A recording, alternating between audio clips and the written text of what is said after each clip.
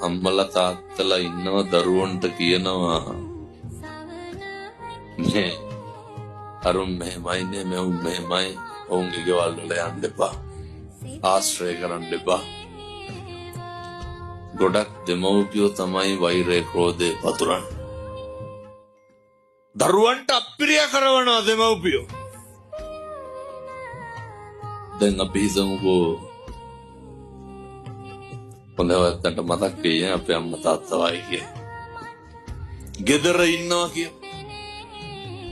කණ්ඩ දෙන දරුවා ක්ලිනික් එක යන දරුවා බෙහෙත් ටික දෙන දරුවා ජීවිතේට මනුස්සයාගේ හොඳක් කියන්නේ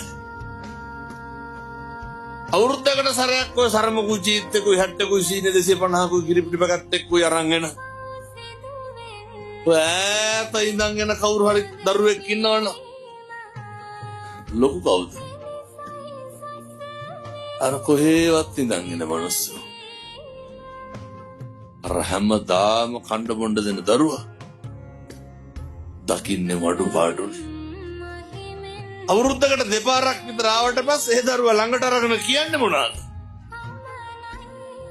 අර මොකක් හරි වෙච්ච අඩු පාඩුවක් කියන්නේ.